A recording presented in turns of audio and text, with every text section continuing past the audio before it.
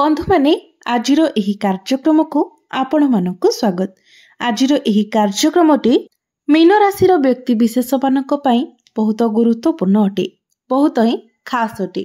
कारण एही धनु संक्रांति ठारू आपणकर जीवन रे एक बड़ परिवर्तन हेबाको जाउछि। अनेक क्षेत्र रे आपणको सफलता मिलबा सहित अनेक क्षेत्र रे आपणको सतर्क मध्य रहिबार अछि एवं आपणको प्रतिकारर आवश्यकता रहिछि। तेबे नूतन वर्ष 2026 आरंभ हेबा पूर्वरु ही आपणकर जीवन रे एक बड़ घटना घटिबाको जाउछि।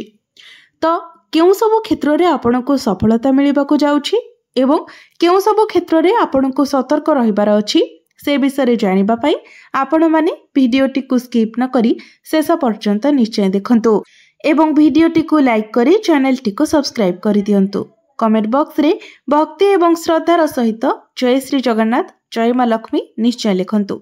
तो बंधु माने एही धनु संक्रांति परे आपणकर स्वास्थ्य तो बहुत भल रहिबो, जेतु आपणकर राशिर अधिपति देवगुरु बृहस्पति आपणकर चतुर्थ भावरे केंद्र रे गोचर करूछंती। किंतु शनि जेहेतु आपणकर राशि रे गोचर करूछंती, आपणकर प्रथम भावरे गोचर करूछंती, तेणु आपणकर एलर्जी इन्फेक्शन भली किछिटा समस्या देखा देई पारे। जेतेबेले आपण बाहर को केउ आडे जाउछंती सेतेबेले आपणको अधिक सावधान रहिबार अछि। बाहर खाद्यपेय को आपण जेते पारिबे अवॉइड करंतु। जेते पारिबे आपण हेल्दी फूड कंज्यूम करबा पई चेष्टा करंतु। ठंडा काश हेबा भली आपणकर समस्या देखा देई पारे, तेणु एई सब क्षेत्र रे आपण निजर जत्न नियंतु। विद्यार्थी मानक कथा जदि कहिबा तो ही धनु संक्रांति परे आपणकर शिक्षा क्षेत्र में बहुत अधिक उन्नति करिवे, कारण ग्रह मानकर स्थिति एवं अवस्थिति बहुत स्ट्रांग रहुछि। तो आपणकर एही धनु संक्रांति परे जदि किछि एग्जाम रहिछि, कॉम्पिटिटिव एग्जाम रहिछि, प्रतियोगितामूलक परीक्षा रहिछि, सरकारी परीक्षा रहिछि, तो सेथिरे आपण निश्चित भाबरे कृतकार्य हेबे। एही धनु संक्रांति परे आपणकर पाठ पढ़ारे किछि बड़ डिसिजन नै पारंती। किंतु शनि जेहेतु आपणकर लग्न रे अछंती, तेणु आपणक मध्यरे आलस्य देखा देबो। आपण तेणु आलस्य को दूर करंतु। आपण जदि आलस्य को त्याग करी परिश्रम करंती तो निश्चित भाबरे आपणको बहुत सफलता मिलिबा को जाउछि, जहा आपण कल्पना मध्य करि परिबे नाही।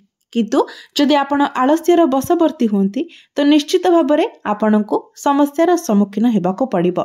तो आपण आलस्य न करी आपणकर लक्ष्य स्थल रे आघेबा उचित। आपणकर प्रेम जीवन कथा जदि कहिबा तो एही धनु संक्रांति परे आपणकर प्रेम जीवन बहुत भल रहिबो। आपणक मध्यरे कनेक्शन स्ट्रांग हेबो, भल पाइबा बढ़िबो, आपण परस्पर को बुझी पारिबे। आपण दुहे मिसी केवाडे बुलाबुली करबाको जाय पारंती। किंतु जेहेतु आपणकर पंचम भावर अधिपति चंद्रमा अटंती, तेणु आपणकर पार्टनर टिके चंचल स्वभावर रही थांती। यह धनु संक्रांति पर ही नुहे, यह आपणकर जीवन सारा ही रही थाए। जेहेतु आपणकर पंचम भावर अधिपति चंद्रमा अटंती, तो आपण निश्चित भाव लक्ष्य करिथिबे आपणकर पार्टनर से मेल हुंतु किंबा फीमेल से टिके चंचल स्वभावर निश्चित भाव होइथिबे। आपणकर वैवाहिक जीवन कथा जदि कहिबा तो वैवाहिक जीवन मध्य आपणकर बहुत भल रहिबो। एही धनु संक्रांति परे आपणकर लाइफ पार्टनर कैरियर रे आपण ग्रोथ देखिबाको पाइबे। आपणक पई आपणकर लाइफ पार्टनर बहुत किछि सक्सेस मध्य पाइबे, कारण आपणकर सप्तम भावर अर्थात वैवाहिक जीवनर अधिपति बुध आपणकर नवम भावरे गोचर करिवे। तो निश्चित भावरे आपणकर जीवन साथींकर भाग्य बहुत स्ट्रांग रहिबो। एही धनु संक्रांति परे आपण दुहे मिसी कोनोसी बड़ डिसिजन नै पारंती। जदि पूर्वरु आपणक मध्यरे कोनोसी प्रकारर मनांतर थिला, कोनोसी प्रकारर डिस्टर्बेंस थिला, तो से सब दूर होई जिवो। आपणक मध्यरे कनेक्शन बहुत भल रहिबो। आपणकर भाग्य एही धनु संक्रांति परठारु प्रबल रहिबो, कारण आपणकर भाग्य भावर अधिपति मंगल आपणकर दशम भावरे गोचर करिवे। आपणकर दशम भावरे केंद्र त्रिकोण राजयोगर निर्माण करिवे, जहा फलरे आपणकर भाग्य बहुत मजबूत बनिबो। आपण जेउ भी कार्य हाथ देबे सेथिरे आपणको सफलता मिलिबो। पूर्वरु जेउ कार्य गुडिक आपणकर अटकी रहिथिला सेही कार्य आपणकर आगकु बढ़िबो। ଏହି ଧନୁ ସଂକ୍ରାନ୍ତି ପରେ ଆପଣ କିଛି ଭୂମି ଜମି ପ୍ରପର୍ଟି ଇତ୍ୟାଦି କିଣିପାରନ୍ତି। କିଛି ଆପଣ ଯେଉଁ ଜିନିଷ କିଣିବାକୁ ଚାହୁଁଥିଲେ କିନ୍ତୁ କିଣିପାରୁନଥିଲେ ତାହା ଆପଣ କିଣିପାରିବେ। ଏହି ଧନୁ ସଂକ୍ରାନ୍ତି ପରେ ଆପଣ ନୂତନ ଗୃହ ଇତ୍ୟାଦି ନିର୍ମାଣ କରିପାରନ୍ତି କିମ୍ବା ଆପଣଙ୍କ ଗୃହରେ କୌଣସି ଶୁଭ ମାଙ୍ଗଳିକ କାର୍ଯ୍ୟର ଆୟୋଜନ ହୋଇପାରେ। ମଙ୍ଗଳଙ୍କର ଦୃଷ୍ଟି ଆପଣଙ୍କର ଚତୁର୍ଥ ଭାବ ସୁଖ ଭାବ ଉପରେ ରହିବ। ତ ଏହି ଧନୁ ସଂକ୍ରାନ୍ତି ପରେ ଆପଣଙ୍କୁ ସମସ୍ତ ପ୍ରକାରର ଭୌତିକ ସୁଖର ପ୍ରାପ୍ତି ହେବ ଏବଂ ଚତୁର୍ଥ ଭାବଟି ଯେହେତୁ ମାଙ୍କର ଭାବ ଅଟେ ତ ଆପଣଙ୍କ ମାଙ୍କର ସ୍ୱାସ୍ଥ୍ୟରେ ମଧ୍ୟ ଆପଣ ପରିବର୍ତ୍ତନ ଦେଖିବାକୁ ପାଇବେ। ଯଦି ଆପଣଙ୍କ ମାଙ୍କ ସ୍ୱାସ୍ଥ୍ୟରେ ପୂର୍ବରୁ କିଛି ସମସ୍ୟା ଲାଗି ରହିଥିଲା ତ ସେହି ସମସ୍ୟା ଦୂର ହୋଇଯିବ। ଆପଣଙ୍କର ମା ଆପଣଙ୍କୁ ନେଇ ଯଦି ଚିନ୍ତିତ ରହୁଥିଲେ ତ ତାଙ୍କର ଚିନ୍ତା ମଧ୍ୟ ଦୂର ହୋଇଯିବ। ଏହି ଧନୁ ସଂକ୍ରାନ୍ତି ପରେ କୌଣସି କ୍ଷେତ୍ରରୁ ଆପଣଙ୍କୁ ବଡ଼ ଧନ ଲାଭ ହୋଇପାରେ। ଏହି ଧନୁ ସଂକ୍ରାନ୍ତି ପରେ ଆପଣ କିଛି ବଡ଼ ଇନଭେଷ୍ଟମେଣ୍ଟ କରିପାରନ୍ତି। Stock market, share market, trading ଏସବୁରେ କିଛି ଇନଭେଷ୍ଟମେଣ୍ଟ କରିପାରନ୍ତି କିମ୍ବା ପୂର୍ବରୁ ଯଦି ଆପଣ ଏସବୁରେ ଇନଭେଷ୍ଟମେଣ୍ଟ କରିଥିଲେ ତ ଏହି ସମୟରେ ଆପଣଙ୍କୁ ଏସବୁ କ୍ଷେତ୍ରରୁ ବଡ଼ ଧନ ଲାଭ ହୋଇପାରେ। ତେଣୁ ଆପଣ ଭାଗ୍ୟ ସମ୍ବନ୍ଧିତ ଯାହା ବି ନିର୍ଣ୍ଣୟ ନେବାକୁ ଚାହୁଁଥିଲେ ଏହି ଧନୁ ସଂକ୍ରାନ୍ତି ପରେ ଆପଣ ତାହା ନେଇପାରିବେ, କାରଣ ଆପଣଙ୍କୁ ନିଶ୍ଚିତ ଭାବରେ ସଫଳତା ପ୍ରାପ୍ତି ହେବ। କ୍ୟାରିୟର ମଧ୍ୟ ଏହି ଧନୁ ସଂକ୍ରାନ୍ତି ପରେ ଆପଣଙ୍କର ବହୁତ ଭଲ ରହିବ।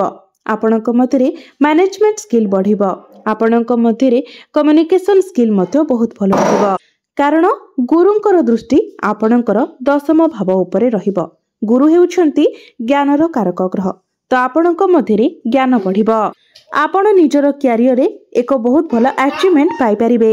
ଯେଉଁମାନଙ୍କ ନିକଟରେ ଚାକିରି ନାହିଁ ସେମାନଙ୍କୁ ଏହି ଧନୁ ସଂକ୍ରାନ୍ତି ପରେ ଚାକିରି ମିଳିବାର ବହୁତ ଅଧିକ ସମ୍ଭାବନା ରହୁଛି ଏବଂ ଯଦି ଆପଣ ଚାକିରି କରୁଛନ୍ତି ତ ଚାକିରି କ୍ଷେତ୍ରରେ ଆପଣଙ୍କର ପ୍ରମୋସନ ହେବାର ମଧ୍ୟ ବହୁତ ଅଧିକ ସମ୍ଭାବନା ରହୁଛି।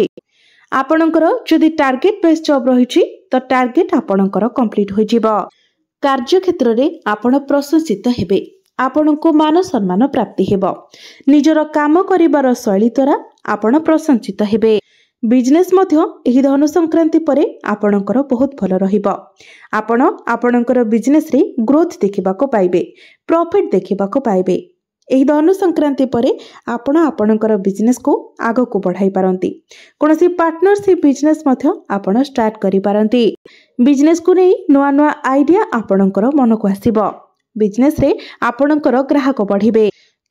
କିନ୍ତୁ ଶନିଙ୍କର ଦୃଷ୍ଟି ଯେହେତୁ ସପ୍ତମ ଭାବ ଉପରକୁ ରହୁଛି ତେଣୁ ପାର୍ଟନରସିପ୍ରେ ଆପଣ ଆଖି ବୁଜି ବିଶ୍ୱାସ କରିବେ ନାହିଁ, ନଚେତ୍ ଆପଣ ଧୋକା ଖାଇପାରନ୍ତି। ଏହା ବ୍ୟତୀତ ଆପଣ ଆପଣଙ୍କର ବାଣୀ ଉପରେ ମଧ୍ୟ ଟିକେ ନିୟନ୍ତ୍ରଣ ରକ୍ଷା କରିବେ, ନଚେତ୍ ଆପଣଙ୍କର ବାଣୀ ଦ୍ୱାରା ଆପଣ ସମସ୍ୟାରେ ପଡ଼ିପାରନ୍ତି। ତରବରିଆ ଭାବରେ କୌଣସି ଡିସିସନ୍ ନିଅନ୍ତୁ ନାହିଁ କିମ୍ବା କୌଣସି ଡିଲ୍ କରନ୍ତୁ ନାହିଁ। ଏବେ ଆସନ୍ତୁ ଜାଣିବା କିଛି ଉପାୟ ବିଷୟରେ, ଯେଉଁ ଉପାୟ ଗୁଡ଼ିକ କରିବା ଦ୍ୱାରା ଆପଣଙ୍କୁ ଅଧିକ ମାତ୍ରାରେ ଶୁଭ ଫଳ ପ୍ରାପ୍ତି ହେବ ଏବଂ ଯାହା ସବୁ ଅଶୁଭତ୍ୱ ରହୁଛି ସେଗୁଡ଼ିକ ଖଣ୍ଡନ ହୋଇଯିବ। ତ ସେଥିପାଇଁ ଆପଣ ପ୍ରତ୍ୟେକ ଦିନ ପକ୍ଷୀମାନଙ୍କୁ ଦାନା ଖାଇବାକୁ ଦିଅନ୍ତୁ ଏବଂ ପାଣି ପିଇବାକୁ ଦିଅନ୍ତୁ। ପ୍ରତ୍ୟେକ ଦିନ ଆପଣ ବୁଧଙ୍କର ବୀଜ ମନ୍ତ୍ର 108 ଥର ଜପ କରନ୍ତୁ। ପ୍ରତ୍ୟେକ ଦିନ ଆପଣ ଗୁରୁଙ୍କର ବୀଜ ମନ୍ତ୍ର ମଧ୍ୟ 108 ଥର ଜପ କରନ୍ତୁ। ଏବଂ ଯେହେତୁ ଆପଣଙ୍କ ରାଶିରେ ଶନି 7.5 ଚାଲୁଛି ତ ଶନିଙ୍କର କୁପ୍ରଭାବକୁ କମ୍ କରିବା ପାଇଁ ଆପଣ ପ୍ରତ୍ୟେକ ଦିନ ଶନିଙ୍କର ବୀଜ ମନ୍ତ୍ର 108 ଥର ଜପ କରନ୍ତୁ। ଏହା ବ୍ୟତୀତ ପ୍ରତ୍ୟେକ ଦିନ ଆପଣ ଉଦିତ ସୂର୍ଯ୍ୟଙ୍କୁ ତମ୍ବା ପାତ୍ରରେ ଜଳାର୍ଘ୍ୟ ଅର୍ପଣ କରନ୍ତୁ। ନିଶ୍ଚିତ ଭାବରେ ଆପଣଙ୍କୁ ଅଧିକ ଶୁଭ ଫଳ ପ୍ରାପ୍ତି ହେବ। ତ ବନ୍ଧୁମାନେ, ଆପଣଙ୍କର ଜୀବନ ମଙ୍ଗଳମୟ ହେଉ, ଏହା ହିଁ ଈଶ୍ୱରଙ୍କ ନିକଟରେ ମୋର ପ୍ରାର୍ଥନା। ଧନ୍ୟବାଦ।